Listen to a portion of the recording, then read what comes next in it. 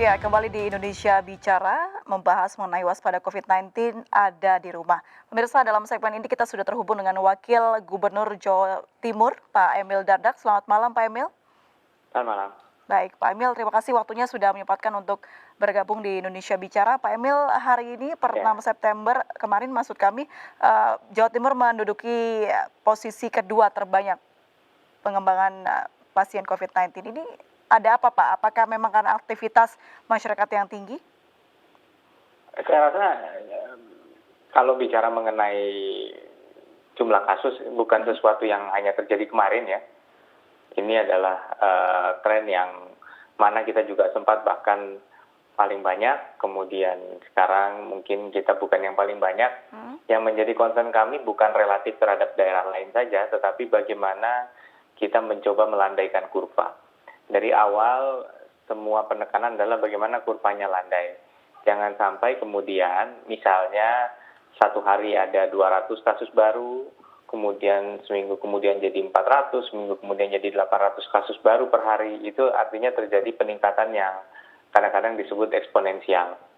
Nah ini saat ini kita memang melihat kasus itu bergeser di antara 300 sampai sekitar 400-an, 300-an rata-rata. Ini memang dapat dikatakan landai.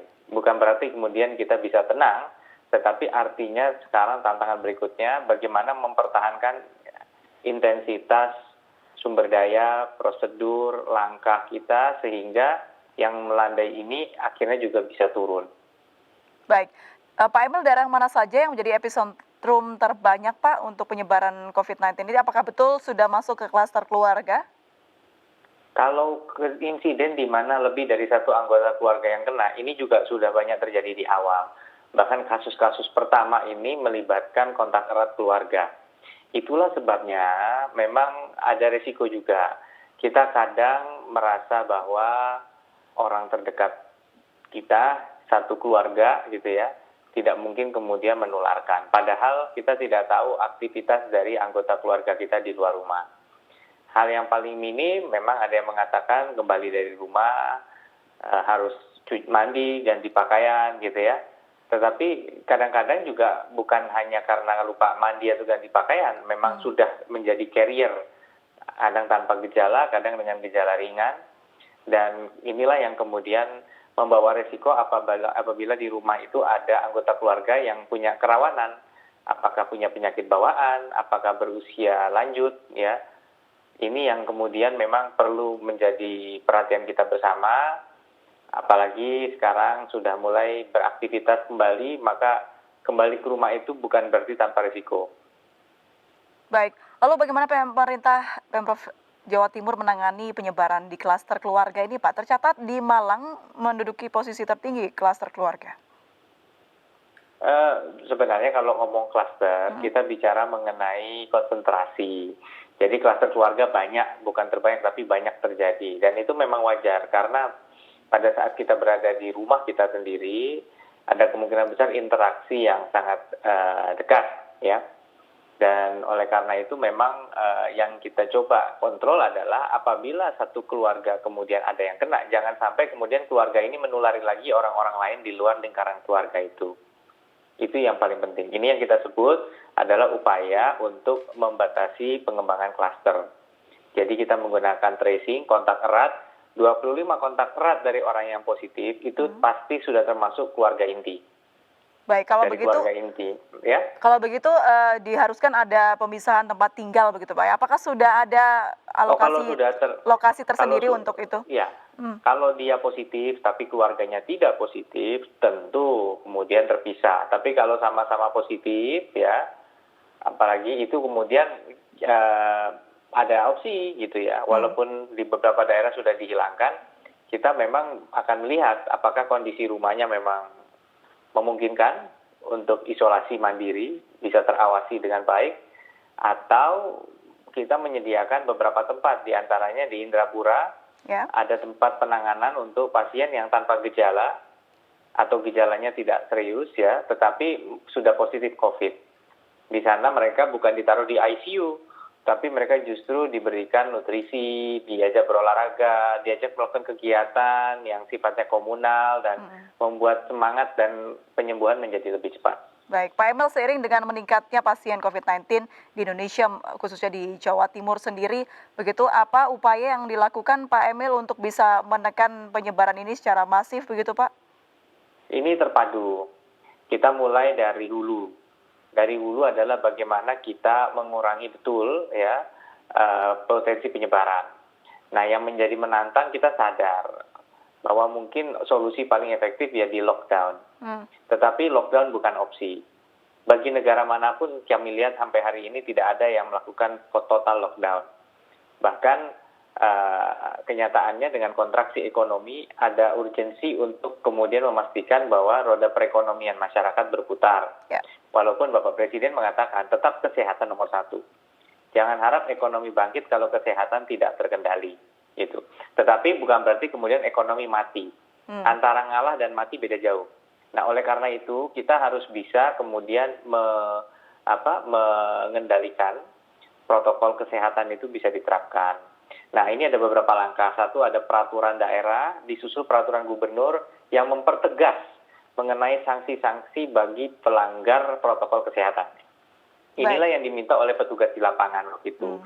Yang kedua, kita ada program Kampung Tangguh yang ingin diperluas oleh kepolisian, dia ditengok oleh Pak Wakapolri pada saat itu dengan kunjungan bersama Pak Kepala Staf Angkatan Darat juga, dan kita menggunakan berbagai elemen, ada pramuka, ada mahasiswa. Sejauh ini kita mencoba menggalang dengan target 10.000 mahasiswa di Surabaya, Sidoarjo, dan Gresik untuk kemudian mereka akan menggunakan platform yang dikembangkan BNPB yang namanya Inaris, sebuah aplikasi yang memungkinkan 3 segmen itu dilakukan pengujian resikonya. Pertama, risiko diri sendiri, itu berbasis aktivitas, kondisi kesehatan, pola rutinitas, dan sebagainya. Kemudian ada risiko di tingkat keluarga, ini berkaitan dengan kluster keluarga tadi juga. Artinya bagaimana keluarga kita ini terinsulasi dari risiko COVID, dan juga yang ketiga risiko lingkungan atau desa. Ya. Nah, inilah yang kemudian kita lakukan, menggerakkan seluruh elemen. Nah, tetapi di saat yang sama, kita melakukan testing saat ini ada 5.000 per hari kurang lebih ya. Itu kapasitas testing kita, yang memungkinkan kalau misalnya terjadi kasus, kita bisa cepat melakukan tracing dan testing. Jadi sekarang sudah nggak lagi kalau misalnya ada kasus kemudian kita rapid dulu. Kalau memang ada kasus, maka suspek kontak erat itu bisa langsung diswab. Sehingga konfirmasinya bisa langsung lebih cepat, ya, sehingga kemudian bisa ada langkah yang lebih akurat dalam penanganannya. Begitu. Jadi itulah yang kita lakukan, dan treatment adalah penanganan. Jadi kita sudah memastikan ada 2 langkah. Satu adalah memisahkan antara rumah sakit rujukan dengan rumah sakit untuk menangani pasien yang gejalanya tidak terlalu berat. Yang itu memungkinkan rumah sakit rujukan supaya tidak lagi kemudian overwhelm atau terbebani dengan pasien yang sebenarnya bisa dirawat di pelayanan yang tidak intensif. Ini akan mengurangi resiko viral load ya, atau infeksi, konsentrasi infeksi di rumah sakit rujukan, di mana dokternya harus bekerja lebih keras, tenaga medis harus bekerja lebih keras, lebih intensif. Tapi yang kedua juga tidak kalah penting adalah tersedianya alat. Di antaranya juga ada yang kita sedang mulai gunakan adalah high flow nasal cannula. Jadi bahwa kita melihat trennya kalau misalnya pasien sudah terlanjur buruk kesehatannya, pernapasannya sampai harus digunakan ventilator ICU, kemungkinan sembuhnya juga sangat kecil. Maka kita melakukan langkah lebih awal lagi, yaitu bagaimana kita kemudian menggunakan sebuah terapi oksigen, sehingga ini bisa mencegah pasien sebelum kondisi buruk, itu bisa kita coba jaga saturasi oksigennya supaya tetap baik, sehingga resiko kondisi memburuk atau dalam istilah medisnya ada yang bilang cytokine storm dan atau badai autoimun, itu bisa kita cegah. Dan terakhir juga kita bahas kemarin bersama Pak Kepala Staf Presiden, kemudian juga Pak Kasat dan Pak Wakapolri, adalah kebanyakan kematian yang terjadi di Jawa Timur itu beririsan dengan kasus komorbid atau penyakit bawaan. Baik, jadi ketersediaan fasilitas medis aman ya Pak Emil ya? Fasilitas medis tadi sebagaimana kami sudah jelaskan, kami nggak bisa bilang aman, tetapi bahwa jauh lebih meningkat daripada apa yang kita miliki beberapa bulan yang lalu. Dan apabila dibandingkan dengan jumlah pasien, apabila dalam kondisi yang relatif stabil, landai seperti saat ini, kami belum melihat adanya gejala pasien tidak tertangani dengan kapasitas yang ada. Baik, itu juga bisa melindungi tenaga medis agar tidak banyak yang bertambah berguguran begitu ya Pak Emil ya? Ya, halo Pak Emil?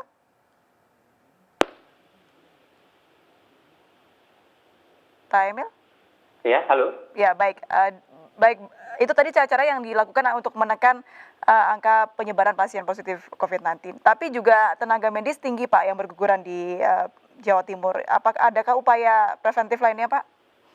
Ya, kita berduka cita terhadap 100 tenaga medis, Mhm, bahkan sudah lebih dokter yang 100 dokter dan juga tenaga medis lainnya yang meninggal karena COVID-19 di Indonesia. Dan dari awal memang kepada dokter spesialis atau residen, kita sudah berkoordinasi dengan fakultas kedokteran dari masing-masing kampus juga untuk memastikan jam kerjanya tidak overload, tidak berlebih. Kemudian APD ketersediaan sebenarnya sudah jauh lebih ditingkatkan sejak mhm, beberapa bulan yang lalu sudah ditingkatkan kondisinya, dan kita menggunakan sistem yang lebih transparan juga untuk baik. memonitor kepatuhan penyediaan dan penanganan dari dokternya sendiri terhadap alat pelindung diri. Pak Emil terakhir untuk, penyebaran di kluster keluarga yang tadi Pak Emil sebutkan, ekonomi adalah sektor yang harus ditingkatkan, tapi banyak sekali kepala keluarga yang masih bekerja. Apakah bisa di-handle Pak, supaya bisa bekerja di rumah dan penyebaran COVID-19 tidak bertambah? Ya, ini adalah proses yang sudah menunjukkan progres yang sebenarnya sangat signifikan di Indonesia. Work from home diterapkan oleh banyak sekali organisasi. Ada jenis-jenis pekerjaan yang mungkin sulit melakukan work from home, tetapi mayoritas sebenarnya yang memang bisa work from home sudah menerapkan work from home. Nah, memang kami melihat di sinilah makanya protokol kesehatan ini menjadi sangat penting, karena sebenarnya roda ekonomi berputar juga memerlukan interaksi. Nah, disinilah dengan adanya peraturan gubernur, harapan kita bisa memberikan reward bagi yang patuh dan memberikan punishment bagi yang kurang patuh, sehingga terbentuklah satu kepatuhan atau budaya kepatuhan di masyarakat mengenai Baik. protokol COVID-19. Baik, Pak Emil terima kasih banyak sudah bergabung dan berbincang Sama-sama. bersama kami di Indonesia Bicara. Pak, sehat selalu. Salam untuk warga Jawa Timur. Selamat malam, Pak Emil. Masih, selamat. Baik, pemirsa, perbincangan akan kami lanjutkan dengan Haru Purwadi, Wakil Wali Kota Yogyakarta. Tetap bersama kami di Indonesia Bicara.